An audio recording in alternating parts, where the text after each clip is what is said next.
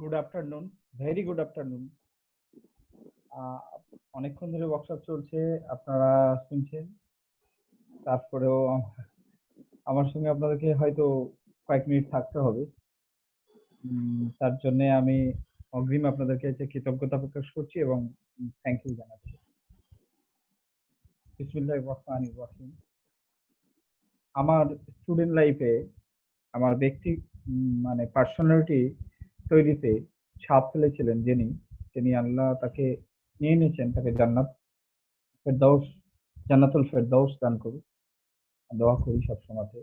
তিনি হচ্ছেন রিজুল হক মোল্লা সাহেব, মিলন মোড়ের যিনি প্রতিষ্ঠাতা। তারপরে আমার পরবর্তী জীবনে অনেক দূর থেকে এবং তারপরে সুযোগ হলো, আমার সৌভাগ্য হলো, আল্লাহ তাআলা আমাকে সৌভাগ্য দিলেন কাছে এসে, যার দ্বারা আমার চিন্তা ভাবনা জীবনের একটা ডেস্টিনেশন, একটা কাজ কি করব, জীবনের অর্থ খুঁজে পাওয়া, যা যার দ্বারা প্রভাবিত হয়েছি, তার প্রথম হচ্ছেন এম নুরুল ইসলাম সাহেব। তারপরে আমি ওই স্টিভ জবসের ভাষাতে বলি, আমি চিরকাল তৃষ্ণার্ত এবং ক্ষুধার্ত।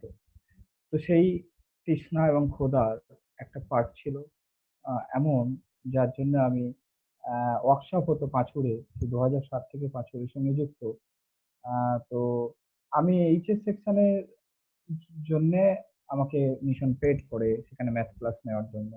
কিন্তু আমার ওই ইয়ে খিদে আর কি, তো আমি জালালউদ্দিন সাহেবের কাছাকাছি একটুখানি হলেও আসার, তার যে টিমের কাজ দেখার আমার আগ্রহ এবং তাদের সুযোগ দেওয়াতে আমি কিছুটা আমার জীবনকে করেছে। তারপরে স্যার আমাকে, সেক্রেটারি স্যার অনুমোদনে মিশন আমাকে পাঠালো ব্যাঙ্গালোরে শাহাতুল্লাহ খান স্যারের। তার আগে আমি নিজে ওয়ার্কশপ করেছি এখানে কলকাতায় আরিয়ান ইউনিভার্সিটিতে, তারপরে বেঙ্গালুরুতে গেলাম 10 দিনের workshop। সব মিলিয়ে আমার জীবন এবং চিন্তা ভাবনার মধ্যে একটা কি বলবো, একটা একটা একটা গঠন, একটা আকৃতি, একটা নির্মাণ, চিন্তার নির্মাণ তৈরি হয়ে গেছে বলবো না, হচ্ছে। আমি এত কথা আমি করে বললাম, আমার কথা বলতে হলো কারণ আপনার অনারেবল যারা টিচার রয়েছেন তাদের সঙ্গে আমার এর আগে কোনোভাবে অ্যাটেন্ড হয়নি। আমি মিটিং এ অ্যাটেন্ড করতে পারিনি বা দেখা হয়নি, সুযোগ হয়নি। সেজন্যে আমার কথা আপনাদের কাছে রাখার জন্য, আমার অনুভূতিকে আপনাদের কাছে শেয়ার করার জন্য আমি এভাবে আমি নিজের এটা আমার চিন্তা ভাবনার দিকটা আপনার কাছে তুলে ধরলাম আপনাদের কাছে। তো এই লকডাউনের পর থেকে অনেক কটা মিটিং এ আমার থাকার সৌভাগ্য হয়েছে আমাদের গ্যাস স্যারের সৌজন্যে। সেটা হচ্ছে স্যারের আলোচনা শোনার সৌভাগ্য, এবং স্যার যেগুলো ইউটিউবেও যেগুলো আপলোড করেছেন বিভিন্ন বিষয়ের উপরে ওনার বক্তব্য, সেগুলো আমি শুনেছি এবং এর আগেও শুনেছি। তো আহ, একটা ঘটনা হচ্ছে কোভিড-19 আজকে যে জাংশনে দাঁড়িয়ে, যে মোড়ের মাথায় দাঁড়িয়ে আমরা আলোচনা করছি, সেই জায়গাটা হচ্ছে কোভিড-19 এর বিশ্ব। তো এই বিশ্বে এখানে দাঁড়িয়ে আমাদের আজকে এই ওয়ার্কশপের সঙ্গে সঙ্গে আমার মনে হয়েছে, আমার আমার অনুভূতিতে আরো কিছু কথা জাগরুক হয়েছে। সেগুলো আমার মনে হয়েছে আমাদের, আমি যাদের আমিও আপনাদের মতো একজন, আপনাদের একজন কলিগ, সেই আপনাদের কাছে আমার কাছে আহ আপনাদের কাছে আমি সেটা তুলে ধরি। ওকে, থ্যাংক ইউ স্যার। হ্যাঁ, জোরে বলছি স্যার। Okay sir. তো কোভিড-19 দুনিয়াতে দাঁড়িয়ে, যাই হোক, আমরা সবাই সবাই আমার মনে হয় সবাই, কেউ একজনও নয়, সবাই ভাবছি যে এই অবস্থাটা কবে কেটে যাবে, কবে আবার আবার আমরা সেই আগের মতো হতে পারবো। মানে sorry to say, very sorry, যেটা বিশেষজ্ঞরা বলছেন। কয়েকদিন আগে আহ, স্যারের সঙ্গে মিটিং করেছিলেন উজ্জ্বল কুমার স্যার, অধ্যাপক, ডিন, এবং মানে কি বলবো, এডুকেশনিস্ট। সেই মিটিং এর ভিডিও আমি পেয়েছি। সেখান থেকে দেখছি এবং পরবর্তীতে আরো বিভিন্ন আ লেখা পড়ে আ বিভিন্ন থেকে যে এটা আপনারা আমার সবার কাছে হয়তো বিশ্বাস করতে কঠিন হচ্ছে। আমরা কিন্তু বুঝতে পারছি সেটা হচ্ছে আমরা আর আগের মতো এক্ষুনি পৌঁছাতে পারব না। এইটাকে দেবিকর বাবু মডেল স্কুল গার্লস ফর ওটা কালকের আনন্দবাজারের আর্টিকেলটা ছিল। Modern high school for girls. আ আ সেখানে আপনারা দেখে থাকবেন যে উনি এই লেখাটা ওয়ার্ডটা ব্যবহার করেছেন। আমি কাল থেকে এটা খুব বলছি যে আমাদের যে পৃথিবীটা আসবে COVID-19 পরবর্তী বিশ্ব সেটা হচ্ছে নিউ নরমাল বিশ্ব। এখন আমরা ভার্চুয়ালি কাজ করছি। করতে বাধ্য হচ্ছি। আমাদেরকে এই পরিস্থিতি করেছে। এবং সেই ডিজিটাল আ এ ইয়ে মানে ইন্ডিয়ার মতো আমাদেরকে মা এরপর আরকি ডিমনিটাইজেশন এর পর আমরা ইচ্ছাই হোক, অনিচ্ছাই হোক, আমরা কিছুটা ডিজিটালাইজেশন এর দিকে এগোতে পেরেছি বা এগিয়েছি। ঠিক একইভাবে রোবোটিক্স দুনিয়ায়, আর্টিফিশিয়াল দুনিয়ায় আমরা পদার্পণ করে গেছি ইচ্ছাই হোক, অনিচ্ছাই হোক। আর এটাতে আমাদের কিছু চলতে হবে। কিন্তু এর সঙ্গে ব্যাপারটা হচ্ছে উজ্জ্বল স্যারের আ আ উজ্জ্বল স্যারের ইয়েতে ল্যাঙ্গুয়েজে বলছি আ যে এর সঙ্গে কিন্তু পুরোটাই আমাদের এই আর্টিফিশিয়াল ইন্টেলিজেন্স ভার্চুয়াল মানে ভার্চুয়াল জগতের মধ্যেই আমাদের সময় আমরা মানে বিচরণ করব। আমাদের সমস্ত কিছু চিন্তাভাবনা লেনদেন হবে তা নয়। আমাদের মনের আকুতি যেটা রয়েছে, আমরা চাচ্ছি কবে বাচ্চাদের সঙ্গে কথা বলবো, বাচ্চাদের মুখটা দেখতে পাবো, বাচ্চাদের মুখের এক্সপ্রেশনটা শুনতে মানে যে বুঝতে পারবো, পড়তে পারবো। তার জন্য আমরা মুখিয়ে আছি। সেটা হয়তো পুরোপুরি আসবে না। বাচ্চা হয়তো মুখোশ পরেই ক্লাসে আসবে। হ্যাঁ? দূরে, দূরে বসবে। তার মুখোশের মধ্যে দিয়ে আ সেই চোখগুলো শুধু দেখা যাবে, যেখান থেকে বোঝা যাবে না সে হাসছে না কাঁদছে। তো কিছু পার্টলি আমরা থাকবো ভার্চুয়াল জগতে, পার্টলি হয়তো কিছু মানে এরকম আ এতে যাবো মানে হিউম্যান টাচ এ যাবো।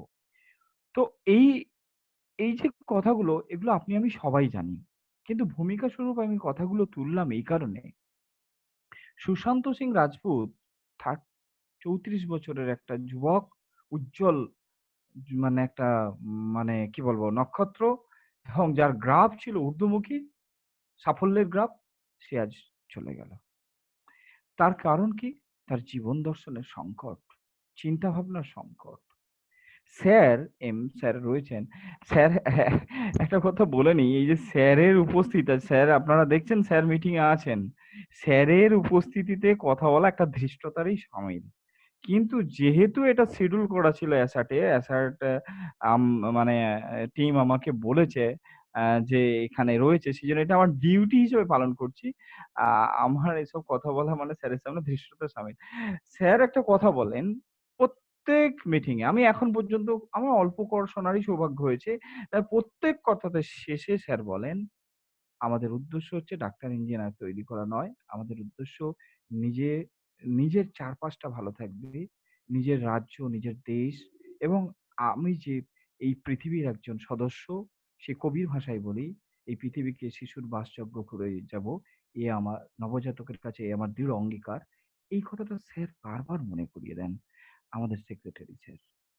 তো এই, এই যে COVID-19 এর এই জাংচারে দাঁড়িয়ে, এই অবস্থায় সিচুয়েশন এ দাঁড়িয়ে, এই ক্রুশিয়াল পিরিয়ড এর মধ্যে থেকে এই বাস্তবতা, এই রিয়েলিটি গুলো আমরা স্মরণ করে নিয়ে আমি যেটা আপনাদেরকে নক করতে চাই, সেটা হচ্ছে এই সুশান্ত চলে গেল। কিন্তু দেখুন শ্রমিকরা একজন আত্মহত্যা করেনি।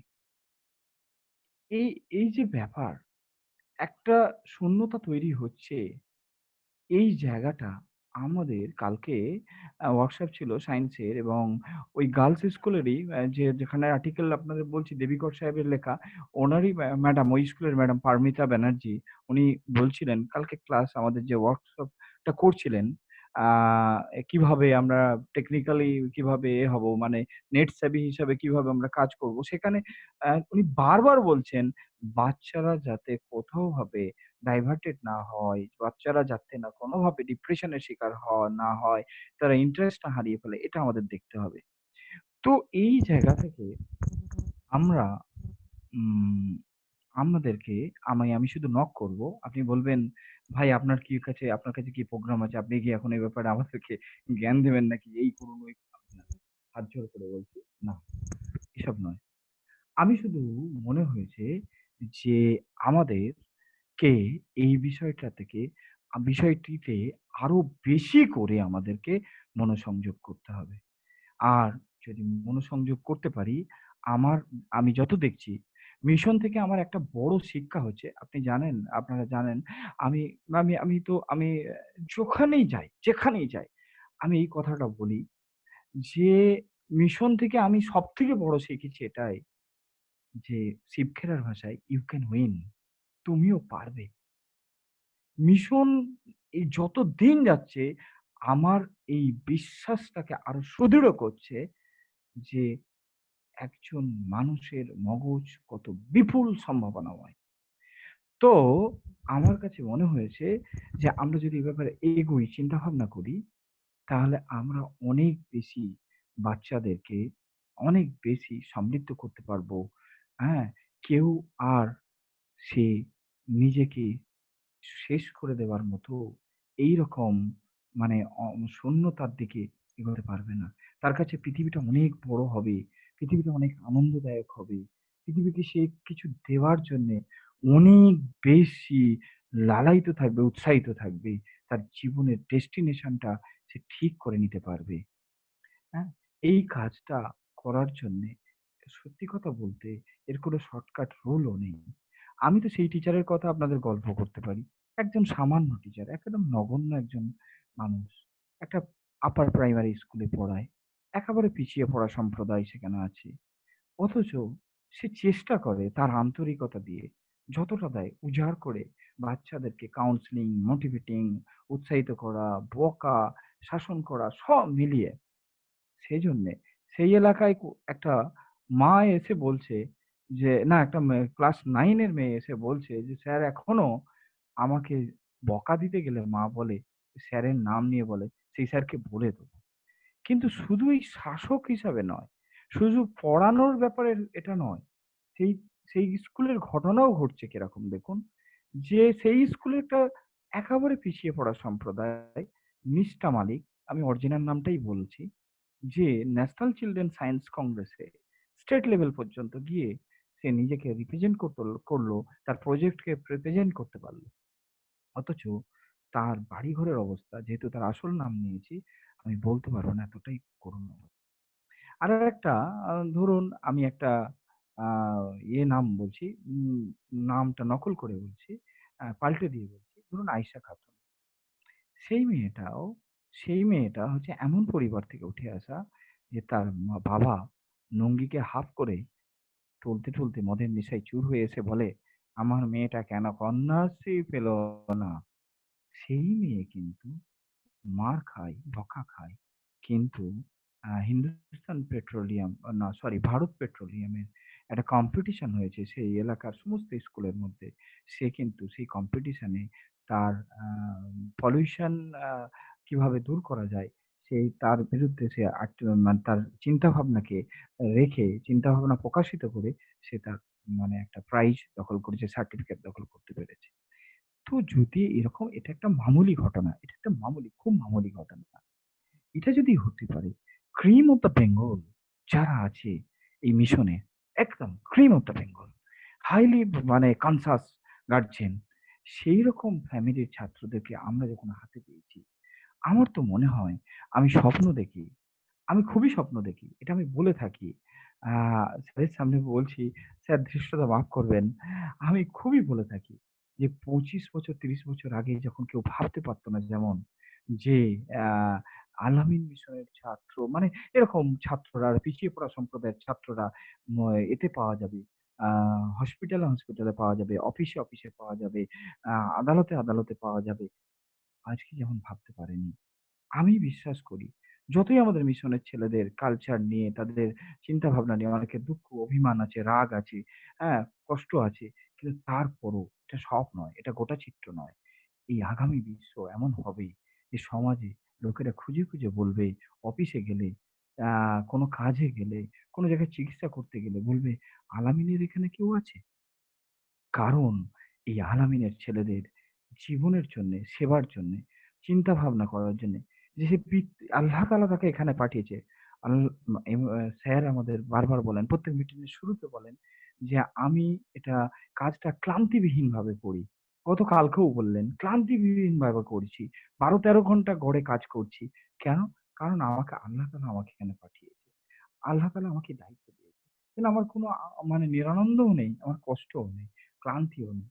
তো এই ডেস্টিনেশন যদি সেট করে দেওয়া যায় বাচ্চাদের, তাহলে আমাদের সমাজ আগামী দিনে এই দুর্নীতির যে ভয়ে আতঙ্কিত হয়ে পড়ছি, আমরা আমরা মানে একেবারে ক্লিষ্ট এবং পিষ্ট হয়ে পড়ছি, সেই পৃথিবীতে একটা নতুন দিশা দেখাবে আশা করা যায় ইনশাআল্লাহ। তো আপনি এখন শুনতে, শুনতে আ আমিও ভাবি মানে শয়তান তো আছে আমাদেরকে আ এরকমভাবে মানে কি বলবো আ প্ররোচনা দেয়। একদম honestly speaking আমিও ভাবি, ধুর এসব আমার তো কর্তা এইচএস এর ম্যাথস পড়া। তার জন্য আমাকে পে করে। আর এইসব বড়, বড় ব্যাপার, এইসব ব্যাপার নিয়ে এই আমাকে গিয়াস সাহেব বলছে বটে। আমি সেই কবে একটা ওয়ার্কশপ করেছি তার জন্য এত ভাবার কি আমার কি এসব এসবগুলো খোঁজা, এই পড়াশোনা, এই করা, এসব পড়া কি দরকার? কি লাভ আছে? সত্যি কথা আমাদের সব সময়তে মনে হয় লাভ কি আছে? এটা এভাবে আমাদের শয়তান ধোঁকা দেয়। আমি আপনাদেরকে একটা ভিডিও দেখাবো এখন। ভিডিওটা শেয়ার করার সময় আপনারা দেখবেন ভিডিওটা ৪ মিনিটের ভিডিও কিন্তু আপনি দেখবেন নেগেটিভ জিনিস দেখানো হচ্ছে। কিন্তু আমি ভিডিওটা শেয়ার করার পর আপনাদের কাছে ১-২ মিনিট আর সময় নেব, নিয়ে বিদায় নেব। সেটা হচ্ছে এখান থেকে কি লাভ? লাভটা নেগেটিভ অর্থে নয়, লাভটা কিরকম পজিটিভ অর্থে আছে। চলুন আমরা একটু দেখে নিই, তারপরে আলোচনা করব।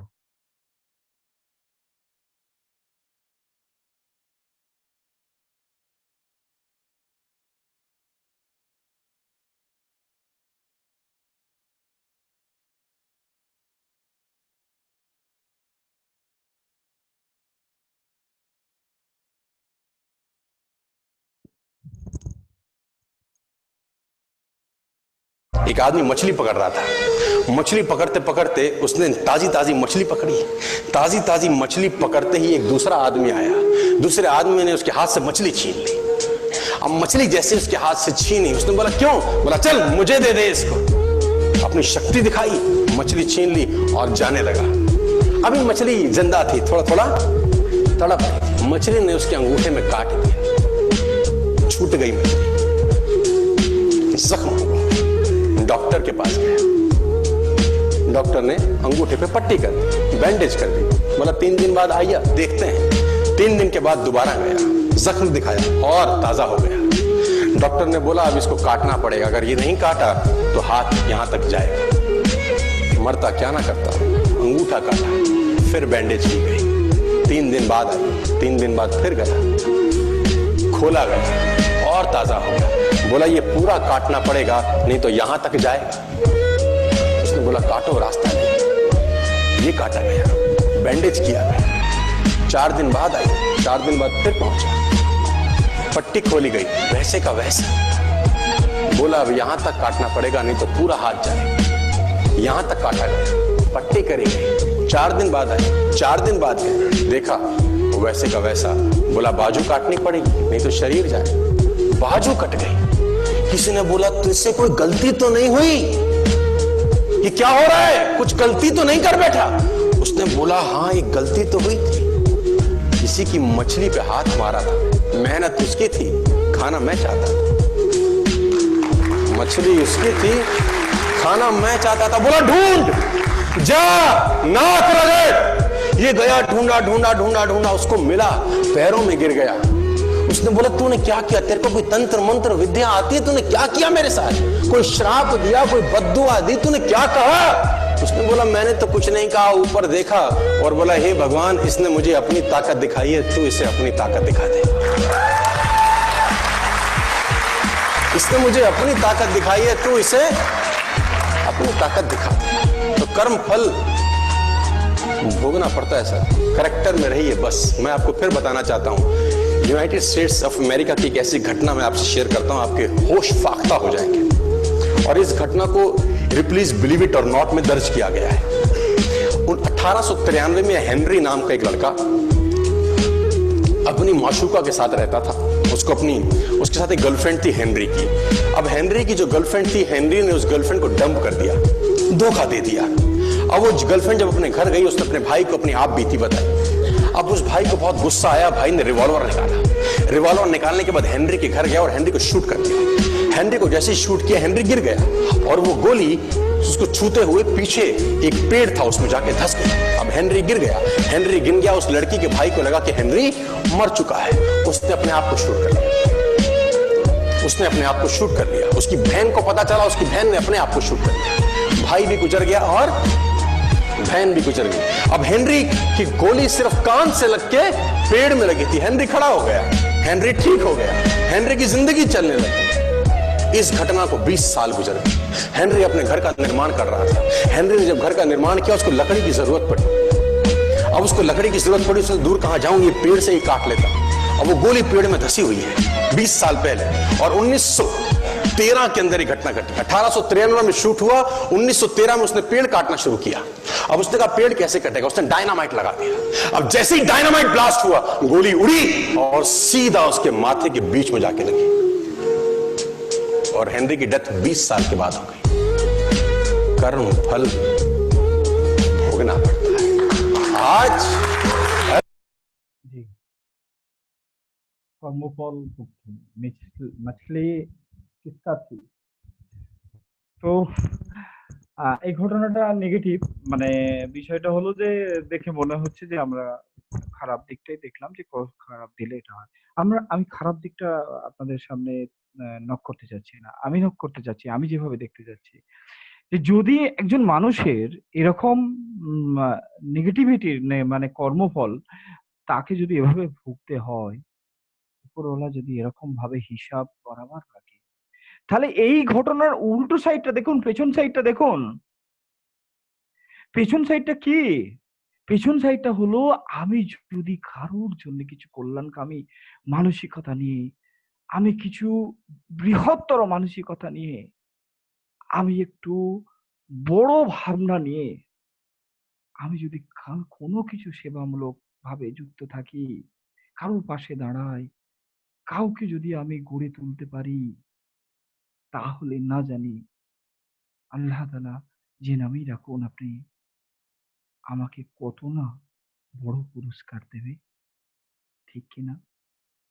দেখুন, আল আমিন মিশনের স্টুডেন্ট যখন করিডোর দিয়ে হেঁটে যাবে মেডিকেল কলেজে, আর পাশ থেকে মানুষ আওয়াজ দেবে, "এ ভগবান যাচ্ছে", কেউ বলবে ফেরেশতা যাচ্ছে। তার এই চিন্তা চেতনা, তার তার এই কাজের কর্মফল, আপনি, আমি যখন তাকে পড়িয়েছিলাম, যখন তাকে দাঁড়াও কবিতাটা পড়িয়েছিলাম, যখন তাকে আমি আব আব জীবনে যা কিছু ঘটুক সত্যকে সহজভাবে নেওয়ার কবিতা পড়িয়েছিলাম, যখন আমি তাকে ম্যাথসই করিয়েছিলাম। কিন্তু যখন আমি কমপ্লেক্স নাম্বারের আইডিয়া দিয়েছিলাম, যখন আমি রিয়েল নাম্বারের আইডিয়া দিয়েছিলাম, সেখানেই আমি কথা বলতে গিয়ে দুটো কথা বলে দিয়েছিলাম। হয়তো তার চেতন মনে, অবচেতন মনে সে ওই নুরুল ইসলাম সাহেবের মতো, আল-আমিন মিশন, রামকৃষ্ণ মিশন, ভারত সেবাশ্রম সংঘের মতো আরো অনেক পৃথিবীতে, সেই অস্ট্রেলিয়া থেকে মানুষ এসে শিয়ালদহ স্টেশনে অভুক্তদের খাওয়াচ্ছে। দেখুন, অনেক আমাদের মিডিয়া আমাদেরকে দূষণ করে দিয়েছে। যেমন দূষণ করে দিয়েছিল আকাশ বাতাস। আজ সেই বন্ধ হয়ে গেছে বলে হিমালয়ের চূড়া দেখা যাচ্ছে। ঠিকভাবে মিডিয়ার দূষণ বন্ধ হয়ে গেলে আমরা ট্রাক সাইটের পেছনে অনেক উজ্জ্বল জিনিস দেখতে পাবো। অনেক আনন্দদায়ক জিনিস দেখতে পাবো। বাঁচার সার্থকতা খুঁজে পাবো। সুশান্ত সিং রাজপুতের মতো কাউকে চলে যেতে হবে না। তো আমরাও, মাই ডিয়ার টিচার, আমাদের মানে অনারেবল টিচার, আমরাও যদি আমার বিশ্বাস, আমার ক্ষুদ্র বুদ্ধি, আমি একেবারে নগণ্য মানুষ। কোনোভাবে বিনয় প্রকাশ করে বলছি না। এটাই রিয়েলিটি, আপনারা বিশ্বাস করুন। আমি খুবই নগণ্য। কিন্তু আমার মনে হয়েছে আমার এই আবেগপ্রবণ মন, আমার এই মানে কি বলবো নরম দুর্বল মন এভাবে যদি আমি ভাবতে ভাবতে পারি তাহলে না জানি আপনাদের দ্বারা আরো অনেক কিছু কত ঘটনা ঘটবে। মানে আপনার আমি রেস্ট অফ দ্য ওয়ার্ল্ড যারা রয়েছেন তারা যদি এদিকে মনোসংযোগ করে, আমি জাস্ট তাদের মনোসংযোগের জন্যে, তাদেরকে নক করার জন্যে আমি আমার এই কথাগুলো বললাম। সেই বাড়ির ছোট শিশুটার মতো যে অনেক সময় বাড়ির বাবা, বাবা দেখো না ওইখানে ওইটা রয়েছে। খেয়াল করিয়ে দেয়। আমি সেরকম একজন শিশুর মতো শুধু আপনাদেরকে নক করিয়ে দিলাম। এভাবে আমার মনে হয় যে আমরা নিউ নরমাল পৃথিবীতে আল আমিন মিশনের পক্ষ থেকে এই রাজ্য, এই দেশের একজন, এই পৃথিবীর একজন নাগরিক হিসাবে, এই সভ্যতার মানব সভ্যতার একজন নাগরিক হিসাবে নতুন কিছু ছাপ ফেলতে পারবো। এই আশা, এই বিশ্বাস রেখে আপনারা এই যে সময় দিলেন, ধৈর্য সহকারে কথাগুলো শুনলেন, তার জন্য অজস্র ধন্যবাদ, কৃতজ্ঞতা জ্ঞাপন করে এবং ধন্যবাদ জানিয়ে আ আ যে এম নুরুল ইসলাম সাহেব, সেক্রেটারি স্যার এবং আল-আমিনের প্ল্যাটফর্ম যে আমাকে এইভাবে সমৃদ্ধ করছে, তাদেরকে আমি তাদের জন্যে কি বলবো আল্লাহ তাআলার কাছে উত্তম পুরস্কার এর প্রার্থনা করে এবং মহান প্রভু আল্লাহ তাআলার কাছে কৃতজ্ঞতা জ্ঞাপন করে আমি আমার আলোচনা শেষ করছি। ভালো থাকবেন। Thank you. Thank you so much.